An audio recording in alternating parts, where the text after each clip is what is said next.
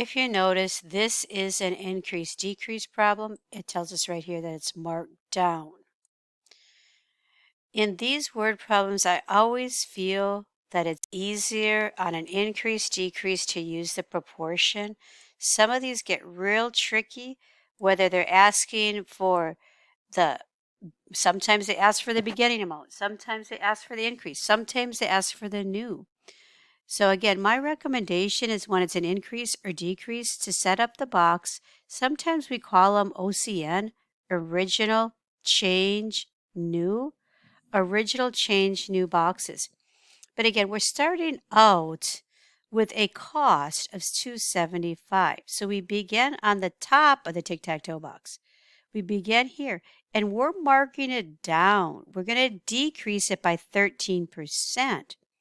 But remember, the 13% doesn't go here because a 275 is in real life. The actual amount is 275. We want to compare that 275 to 100, which is a percent. But we're not marking it down 100%, we're marking it down 13%. So this middle part is what we're marking it down at. That is going to be also called the amount that you save. In this particular word problem, look at it. It says how much money was saved. This is the box we're looking for. So again, I like this because remember, we're starting out here. We want to know how much we save. This would be the what?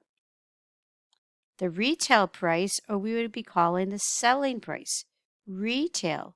This problem does not ask us for the retail price. Now we have our proportion, so we're going to multiply diagonally.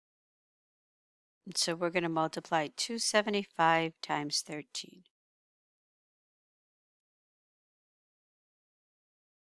We got 5 times 3, which is 15. 21 plus the 1 is 22. 2 times 3 is 6, plus 2 is 8. Put a 0 here to hold our values. And now we're going to be taking 0 times, not 0. We're going to be taking 1 times 5, which is 5. But we hold the place because this is in the tens place. So that's a 0. 7 times 1 is 7, and 2 times 1 is 2. Let's go ahead and do our addition. 5 plus 2 is 7. We got 15. 2 plus 1 is 3. Now we're not done. Remember, we're dividing by 100. Or over here, you can see we're dividing by 100. You could do it the long way, but really, 7th graders, we want to learn how to just move the decimal points. So if you see how that 3 is going to end up right there, we're just moving the decimal point back 2 spaces. We move the decimal point back 1 space for each 0. So our answer is going to come out to $35.75.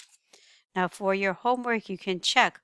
Hopefully you're doing all of this and you're not using a calculator, and you plug in your answer and you see if it's correct. Let's check it. It comes out correct.